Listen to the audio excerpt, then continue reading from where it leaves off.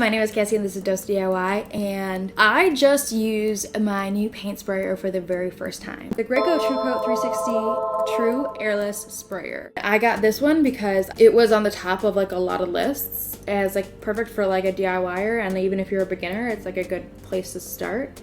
And I honestly love this thing. It does take more prep work than traditional like painting, but I absolutely love it. So I highly recommend it. And disclaimer, I don't work for this company. I'm not getting paid for this company. I just use their product and I happen to like it. This video is all based on my personal experiences, and this should not replace reading the manual. I am not liable for anything. Do you hear this? Not liable. So one of the most important things for making a paint job look professionally done is to prepare it properly. For example, when you are prepping a wall, you want to sand it if you need to, and then you want to wipe it down, make sure there's no dust or anything. If there's any dust, then it's going to make it hard for like the paint to actually stick to the wall, because if the dust falls off, the paint's going to like be able to fall off with it, right?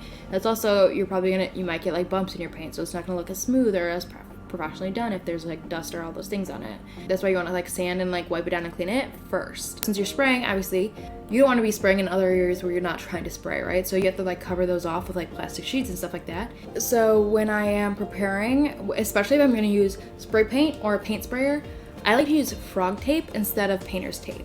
And the reason is that frog tape, it sticks better. So sometimes with painter's tape, since it's meant to like come off kind of easily and not damage walls, it can like come off a little too easily. So for example, if I am using all these plastic sheets to try to like guard the rest of my room, I don't want that to come off that easily, right? I don't want the rest of my room to be covered with paint. So because of that, with spray paint and paint sprayers, I always prefer to use frog tape. As weird as it sounds, after I put the frog tape on, I do that like DIY hack where you put the caulk thin over it and like smooth over the caulk, so it's like a very thin layer of caulk. But then that makes it so that when you're pulling it off at the end, you get a nice clean line.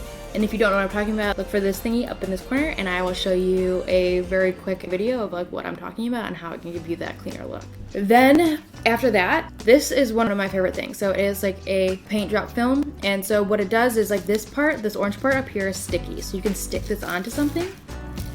And then this stuff here, this is plastic, and you unfold it. And it turns into like this like long like plastic sheet.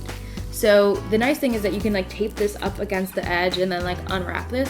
Unfortunately, this again, it's more similar to painter's tape than it is to frog tape. So like I'll put the frog tape on first and then put this on top, because then I have at least like something, because like this isn't like sticky enough that I feel like I would get like a clean line. So I definitely recommend like these for sure. This plastic part, be careful because it sticks really strongly to frog tape. So it's like nice if you're going to be putting it up, but when it is stuck to the frog tape and then say like it accidentally got stuck, I just leave that frog tape there, because as soon as I try to, it's gonna create a hole because it sticks so strong to this plastic stuff. So that's another tip from me. All right, so you should have like most of your prep work done, but like for what I was doing, for example, I had like the vent covers and stuff that it was a very like glossy material before, and so I actually put on a deglosser. And so what this is something that you can put over like shiny materials and stuff, and it's like a liquid sander. Like it's gonna create a material that's gonna make it easy for paints to stick onto it. So that's just another tip if you're trying to paint over something that's like really glossy, that you might want to use a deglosser. So now we are finally gonna get to the part where we are actually using our paint sprayer. So it comes with a bunch of these like plastic, they call these flex cups, and that's what you're gonna be putting the paint in. And when you're done, you can throw it away, or you can like rinse it out and reuse it. I'm really cheap, so I rinsed it out and reused it. But anyways, what you're gonna be doing is filling your paint and putting it in here. They recommend like straining your paint if it's like a paint that's already been used or anything like that, so it doesn't like clog up in your paint sprayer. Then you're gonna take the cap and you're gonna twist it on it. So it goes like, it's like a light blue to a dark blue, and you wanna make sure that this arrow is past that, saying like, okay, you have tightened this cap on tight enough. And then you see how there's these like little notches, see that, like in this, and so you're gonna line up those notches with the notches that are on your paint sprayer. You're gonna line those up. I don't want this vacuum valve to be like under here. I want to be able to see it, so that's why I'm putting it on the side of it, and then twisting it on. And then you have this paint already in there, right? So what you're gonna do is you're gonna try to tilt it so that this is facing as like high as possible. It's like the highest point. And you're gonna squeeze this to get the air out. And you're gonna keep squeezing until you see the paint pop out, like start to show up in here. and that's gonna mean that you've gotten all of the air out of this. Then you're gonna close that cap. So it does have two different spray paint tips. So this spray paint tip up top here, it's a 12-inch spray pattern. This one is a 4-inch spray pattern. So you would use like the 12-inch if you're trying to do like a bigger area, and the 4-inch if you're doing like a small item or like a small area. And then the storage for it is right down here. Also, this like rotates up and down. Right, if you put it like this, the spray pattern would look like this. If you're gonna put it like this, then your spray pattern is gonna look like this. So now that we have this all set, you wanna start off low. You wanna use like mine personally, so I have like a low and a high setting. And you wanna start at the lowest possible setting that you can use for it and have like a good spray pattern. A spray pattern is how it looks when you spray it. So is it like a nice flat spray pattern, or does it have what they call a tail? This one here, that's the one that has like that tail, and you want it to be like this, right? And you don't want it to be pulsating either. So if it's pulsating, it might be too low, so you can switch it to high. You can also like slow down the pace that you're moving the sprayer, and you can also hold the sprayer further away from the surface. And then it's also better to use the 12-inch spray tip when you're doing that. But anyways, so you have gotten the air out, and now what you want to do, there's this nozzle here, right? Like it could be horizontal or vertical. When it's vertical, this is the priming mode. And so what you're doing is you're gonna press like the trigger, and you're gonna hold it for like 5 to 10 seconds. And what that's doing is it's taking the paint and it's like getting it in the gun, like ready to go basically. And then when you're ready to spray, you're gonna like take it and you're gonna turn it horizontally. So it's like pointing towards the sprayer. And so then you have this spray, your spray tip, right? And so if you want it to spray, it's pointing towards like out.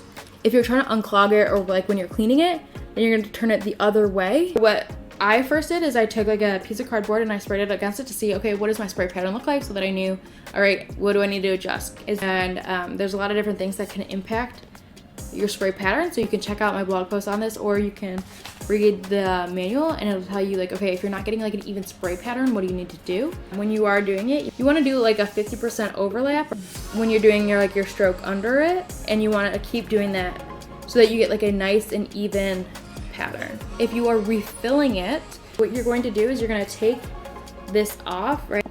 And then you're going to place this upside down, like to help keep like the wet paint in the gun instead of like all like coming out and pouring everywhere.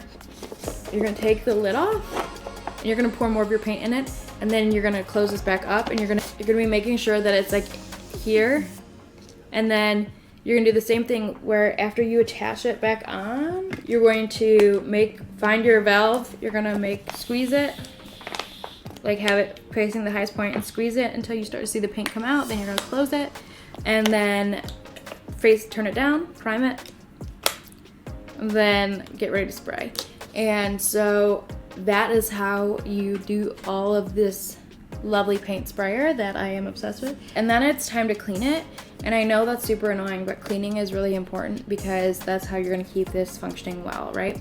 So again, you would take this off, and if you have any remaining paint, you can pour that back into your paint container. Then you're gonna rinse these out and put water in it. And so then when you put it back on, and it's just water in here, it's all clean, and you're going to attach it back onto this. And what you're doing, so like that like strainer that's in there, and like that connecting piece, it's gonna be like full of paint, so you're gonna shake it, and that's gonna help you get like the paint off of that. And instead of doing the thing where you try to squeeze out the air, what you're gonna do is instead you're gonna turn it upside down, and that way all the water, it's like getting there. And you're going to prime it.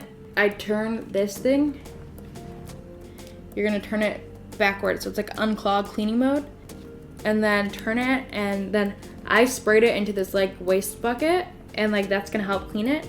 And you just do that a couple times. You don't want to spray too much through it, but you want to make sure that you're getting the paint out, and that is how you clean it. I absolutely love it. It has rejuvenated like a side of me in terms of DIY, because like I kept trying all these like different types of paints and like all these things, and I still would see like paint strokes, and it was so annoying.